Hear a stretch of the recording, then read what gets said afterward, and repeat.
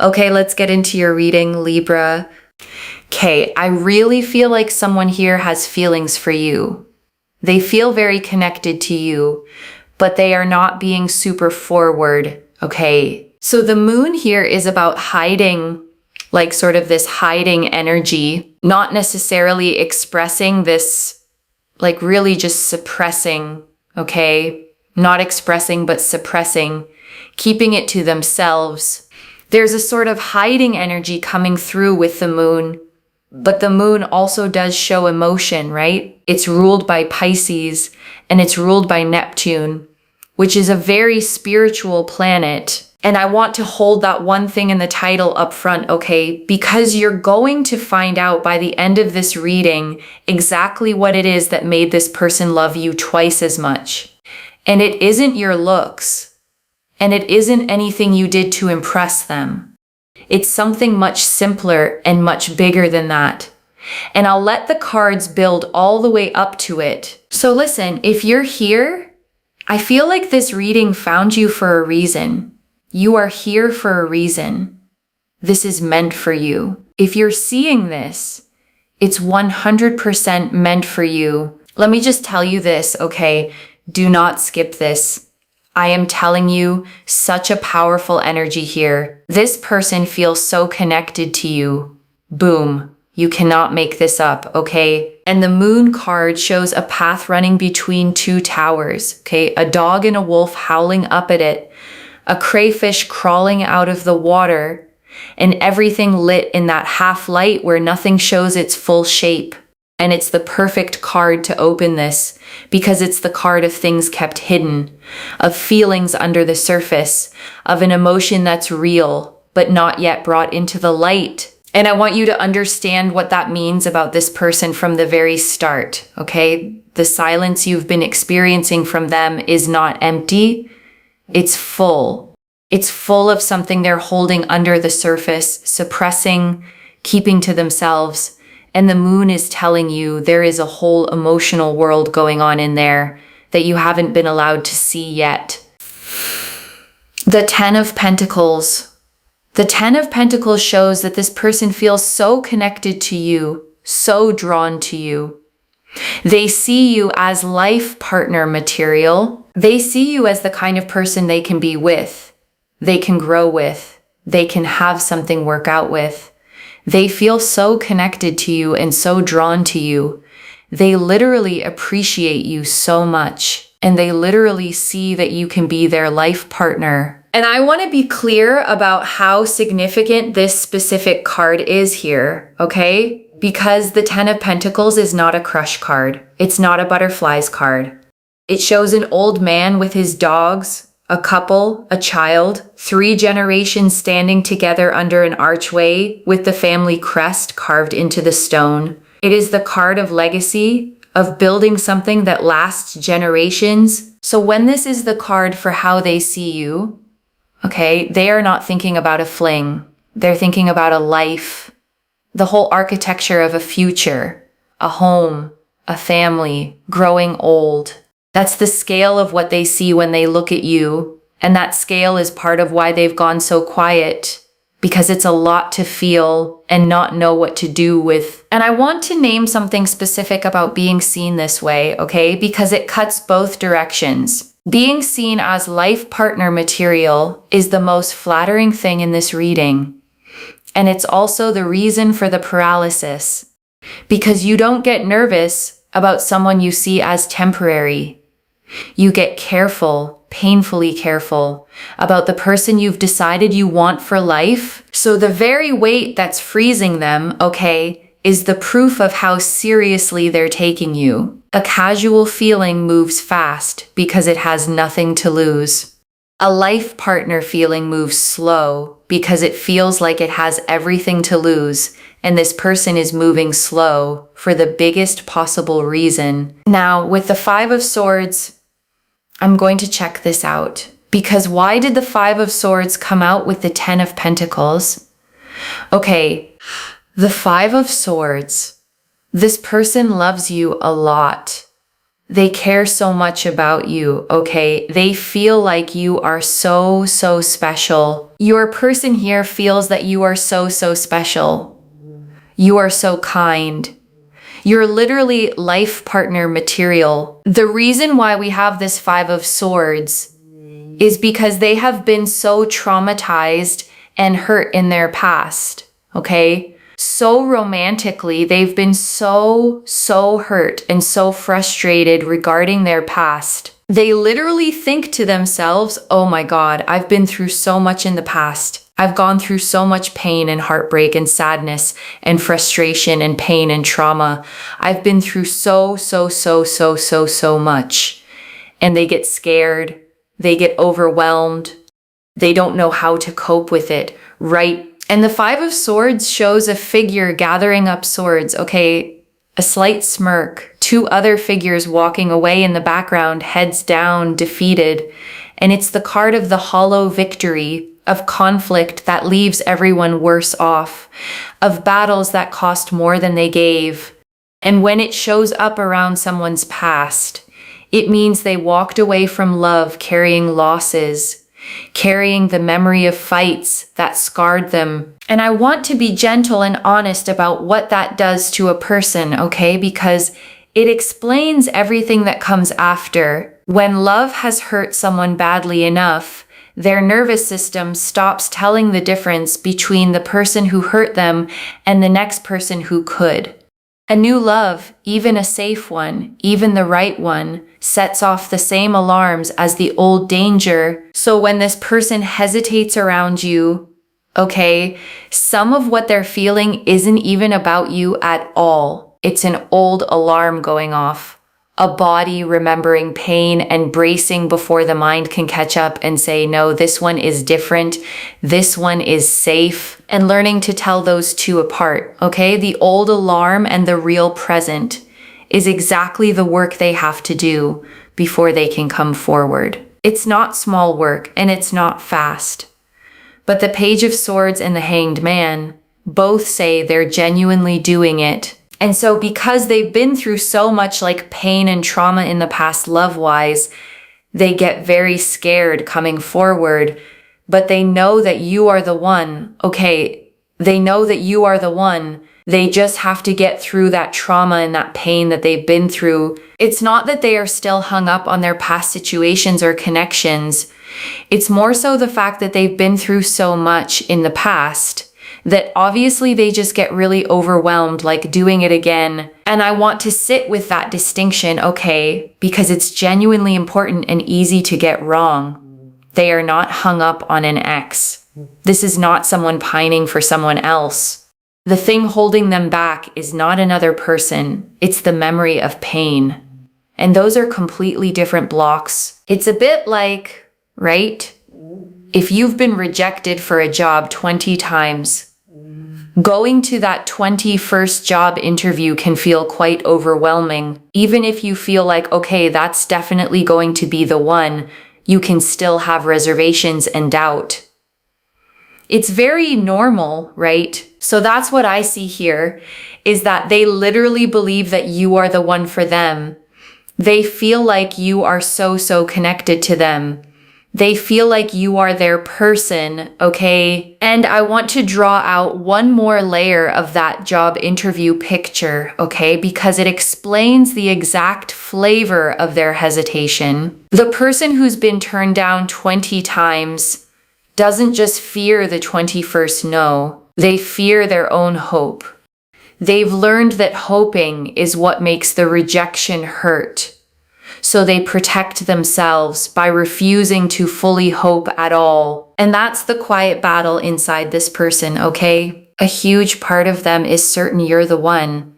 And another part is terrified to let itself believe that fully. Because believing it is what would make losing it unbearable. So they hold the certainty and the fear at the very same time. And that is an exhausting way to carry a feeling this big. And I want to expand that job interview idea a little, okay? Because it's a really accurate picture of what's happening in them. The person walking into that 21st interview isn't hesitating because they don't want the job. They're hesitating because wanting it so much is exactly what makes it terrifying. The more it matters, the more there is to lose.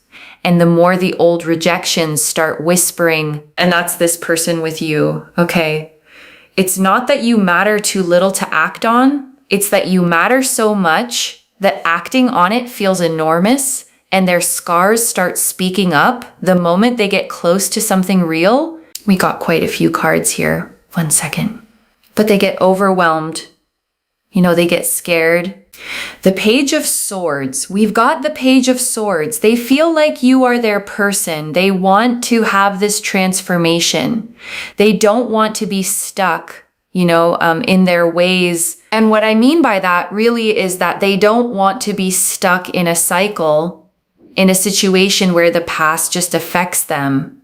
Again, not the past person or anything. It's the past, like trauma and the heartbreak and the sadness and, the overwhelming emotions of what they had to deal with when something didn't work out in the past. They don't want to be stuck in that kind of energy. And the Page of Swords is shown standing on a windy hilltop, okay? Sword raised, hair and clothes blown back, alert and ready and looking forward. It's the card of new mental energy, of someone deciding to face something with clear eyes, of the first move toward a breakthrough. So this card is genuinely hopeful, okay? Because it means they don't want to stay stuck. They're not resigned to their fear. There's a part of them actively wanting to break the cycle, to be different this time, to not let the past run the future. So they know that you're the one. The Hierophant here shows family energy, okay? This is Taurus energy. You've got double Taurus energy here. We got the Bull here as well. Basically, Taurus is a fixed sign, okay? And it is to do with being locked in when it comes to commitment, when it comes to stability, when it comes to marriage, for example. It's about being locked in and completely faithful, loyal and committed. So they know that you are the one, okay, they know that you are the one that they want to be locked in with. And the Hierophant shows a robed figure between two pillars, okay, two students kneeling before him, a hand raised in blessing. It's the card of tradition, of sacred commitment, of the formal, serious, institutional kind of union, marriage in its most committed sense, and paired with double Taurus, okay? The most loyal, most locked in, most faithful sign in the whole zodiac. You're getting a picture of someone who does not do things halfway when this person commits. They commit fully, permanently, the being locked in kind. And that's exactly the kind of person who's terrified to start, because for them, starting means forever. The Page of Swords again. Page of Swords. They want to be proactive. They want to come forward. They want to say something. They want to work towards this connection. Yes, they have their little wobbles and their little struggles because of what they've been through in their past. But they want to do this. The Magician and the Knight of Cups. Magician is about communication. And we've also got here as well the Knight of Cups. They're going to come forward romantically and express themselves to you and progress things along with you and move things in that direction. And the Magician stands at his table with all four suits before him, okay? One hand raised to the sky, one to the ground, the infinity symbol over his head.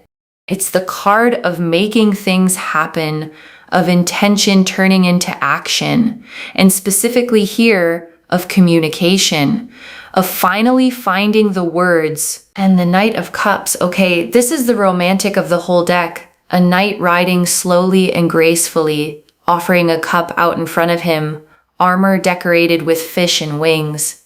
He is the card of the lover who arrives with his heart extended, the one who comes bearing feelings, the proposal, the confession, the offering of the heart. So between the Magician and the Knight of Cups, Okay, you have the finding of the words and the offering of the heart side by side. This is the reading showing you that the coming forward is genuinely in the cards, not as a fantasy, but as a real movement this person is building toward.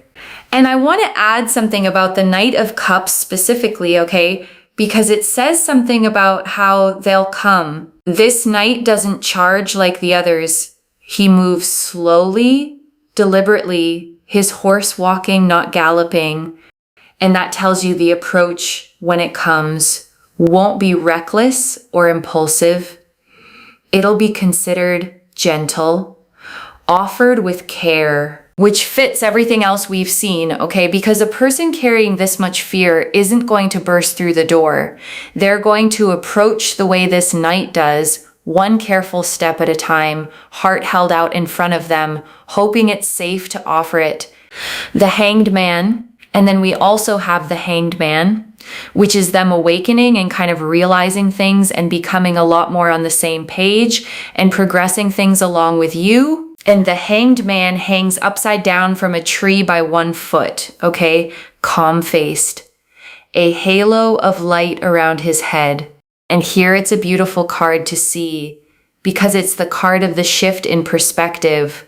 The moment someone finally sees a situation from a completely new angle and something clicks into place. So this is them coming to a realization, okay, a genuine internal awakening where they stop seeing you through the lens of their old fear and start seeing you clearly as the person worth getting over the fear for. Now, if this resonates with you, please like this reading, comment down below, and make sure you subscribe, okay? This person just wants you to know that they love you. They feel connected to you. They feel drawn to you, but they just need a little bit of time to get over their fears, okay? Over their fears. And I want to say something honest about that little bit of time, okay? Because I don't want you to hear it as a promise with a date on it. The cards are very clear that the feeling is real and the coming forward is genuinely building. But someone healing from real trauma moves on their own clock, not yours. And part of protecting yourself here is holding both things at once. The love is real, and you cannot put your own life on pause waiting for their timeline to finish. I don't want you to move on. So we have here, I don't want you to move on, because they literally do not want you to move on. It's very, very obvious from all of this that they literally do not want you to move on. They do not want you to be with someone else or to be connected with someone else. Please forgive me. We also have here as well, please forgive me, because I do feel like they will come to you with an apology and be like, I'm so sorry this took so long. I'm so sorry it took so much time.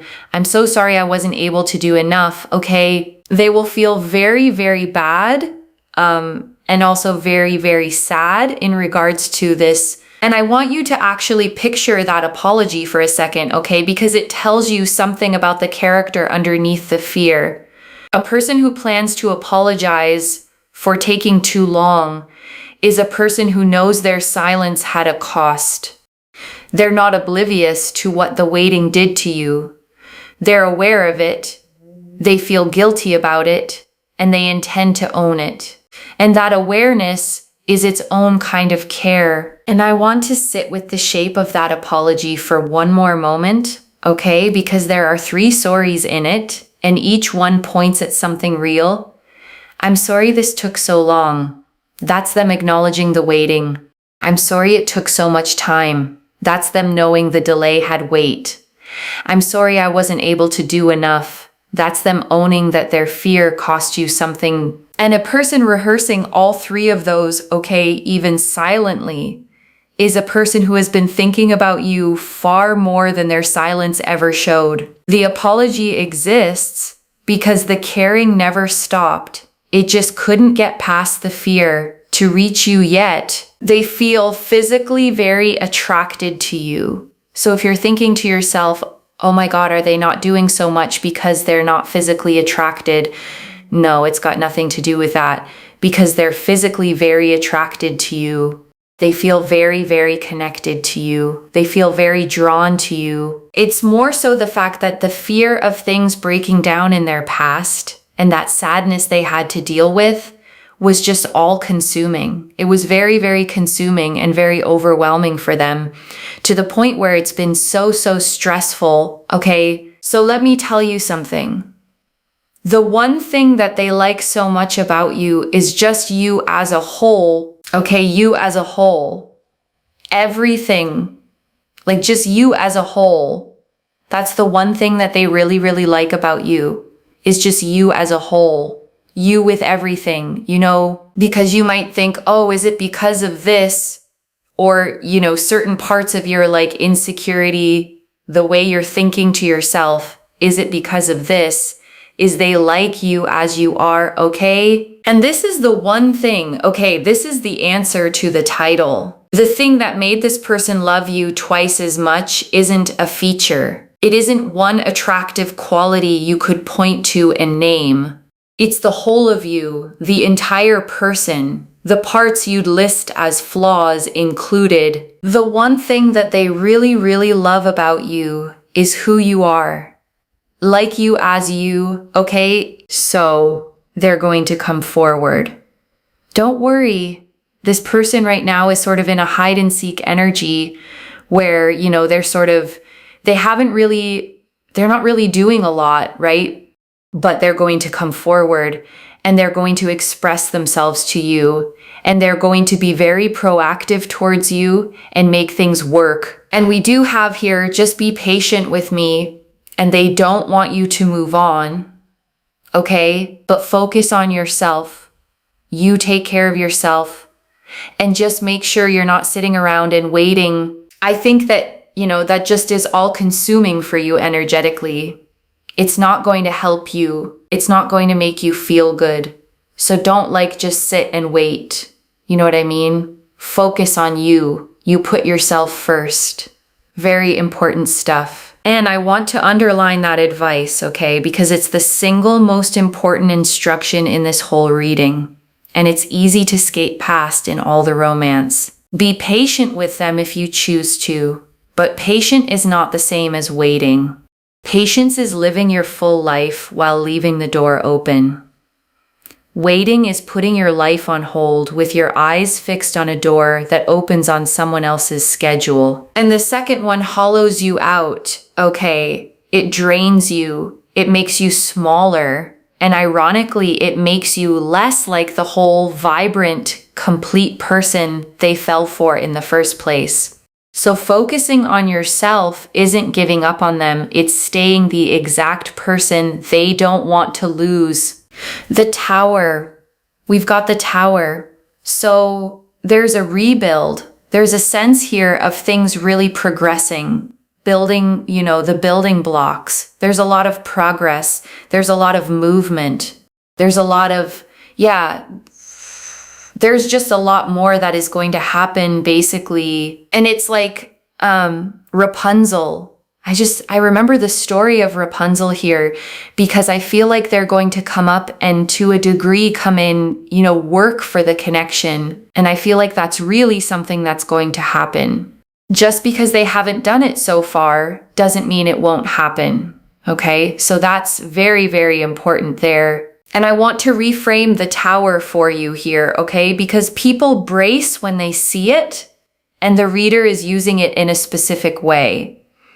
The Tower shows a lightning-struck tower, the crown blown off, figures falling from it. And yes, it's usually a card of sudden collapse, but a collapse clears the ground. And here it's being read as the rebuild, okay? The old structure of fear coming down so that something new can actually be built on cleared ground. The old walls this person hid behind have to fall before they can come forward.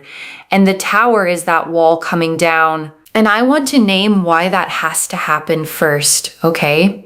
Because it's the piece people resist. You cannot build something real on top of a structure made of fear. The walls this person put up to survive their past, were load-bearing for a while. They genuinely kept them standing. But those same walls are now the exact thing keeping you out. So the tower isn't punishment here, okay? It's demolition before construction. The fearful old structure comes down, sometimes suddenly, sometimes in a single moment of clarity. And on the cleared ground, something honest finally gets to be built. And the reading is telling you that demolition is coming, which means the building is coming right behind it. So let's get another card out, another message card. They love you because you are you. So they love you because you are you. Okay. With all your emotions and all your vulnerabilities and all your sensitivities and who you are as a person, they love you for who you are. That's the one big thing. Okay. It's not that, oh, they just like your body or, oh, they just like, your hobby or something. It's you for you. And I want to slow all the way down here, okay? Because this is the heart of the whole reading and it deserves more than a passing line. They love the parts of you that you've been taught to apologize for, the emotions you think are too much, the vulnerabilities you try to hide, the sensitivities you've been told to toughen out of. Those exact things, okay? The ones you count as your flaws are the things this person looks at and loves, not tolerates, loves. And that's the one thing that made them love you twice as much. The fact that you're wholly, unapologetically yourself, emotions and all. And I want to speak to why that lands so hard, okay? Because if you're like most people who get this reading, you've spent a lot of your life being loved conditionally, loved for what you provide, loved for how you look on a good day, loved for the version of you that keeps the harder feelings tucked away. And conditional love teaches you something quietly toxic, okay? It teaches you that the real you, the whole you, the one with the big emotions and the tender spots, is too much and has to be managed to keep the love from leaving. And this person breaks that rule, okay? They're not loving the managed version. They're loving the one underneath, the one you were sure had to stay hidden. And being loved like that, wholly, without having to perform, is a completely different experience than anything conditional love ever gave you. And so the birds here show they want to fly and soar and conquer and progress things with you. They want to move through the world with you. They want to move through and do a lot more with you. And the number 7 really sticks out here because this 7 of Cups shows they like you for all the things that you do, or the things that you don't do, or the things that you appreciate, or the things you don't appreciate. They like you for you, and that's the most powerful, most important thing that I can tell you in this reading at this time. And the 7 of Cups shows 7 cups floating in the clouds, okay? Each holding something different, a face, a jewel, a wreath, a dragon, a glowing figure. And usually it's a card of too many options, a fantasy and choice. But here it's being read as all the different facets of you, all the many cups that make up a whole person. And this person doesn't want just one of them. They want the whole set. Every cup, the full, complicated, complete you. And before the final message, I want to leave a few things to actually hold on to. Okay, the first, the block is fear, not doubt about you, loves. Every card said the feeling is enormous. The 10 of Pentacles, the Hierophant, the double Taurus, life partner, locked in, forever energy. What's holding them back is the 5 of Swords, old trauma, not any hesitation about whether you're worth it. They've already decided you're the one. The second, the one thing they love is the whole of you, not your looks, not one quality, the entire person, emotions and vulnerabilities and sensitivities included. And I want you to actually take that in, because you've probably spent years thinking those were the parts to hide. They're the parts that made someone love you twice as much. The third, focus on yourself and mean it. Patient is not the same as waiting. Live your full life. Keep being the whole, vibrant person they fell for, and let them do the work of getting over their fear on their own side of the street. You don't heal it for them by shrinking your life down to a waiting room. And I want to answer one more thing. Okay, why this reached you now with this much specific detail? Because you were starting to wonder if the reason they weren't moving was something wrong with you, some flaw, some part of you that wasn't enough. And it's the exact opposite, okay? The reason they're frozen is that you're so much the one that acting on it terrifies their old wounds. You were never the problem.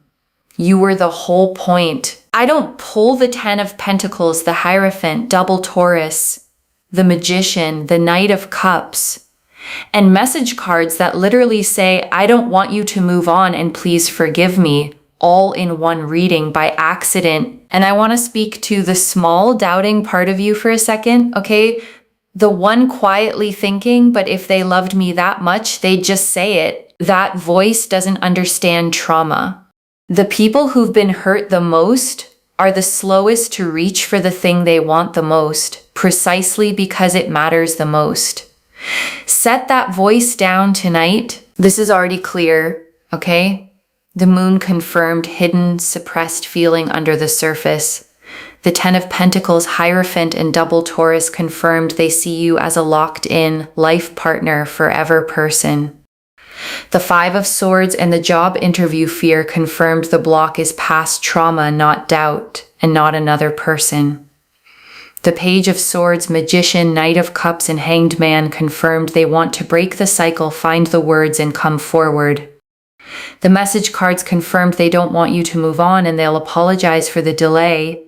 And the Tower and 7 of Cups confirmed a rebuild and that they love the whole of you exactly as you are. So let me lay this all out one final time. Okay, slowly, so it actually settles. Someone sees you as their life partner, okay? They're locked in forever, the one person. And they are physically drawn to you and deeply, completely connected to you. And they're frozen, not by doubt about you, but by the scars of a past that hurt them badly. And they're working genuinely toward getting over it and coming forward with an apology for the delay. And the one thing that made them love you twice as much is the whole of you. Every emotion, every vulnerability, every part you thought you had to hide. And your job is to keep being exactly that whole person, focused on your own life, not shrinking into a waiting room for them. One message. They didn't fall for one thing about you. They fell for all of you, which is the one thing you can never lose by being yourself. If this resonated, loves, let me know what hit hardest. I genuinely read every comment, okay, even the ones I can't always reply to individually. Your story becomes part of the reason this reading keeps finding the next person who needs it too.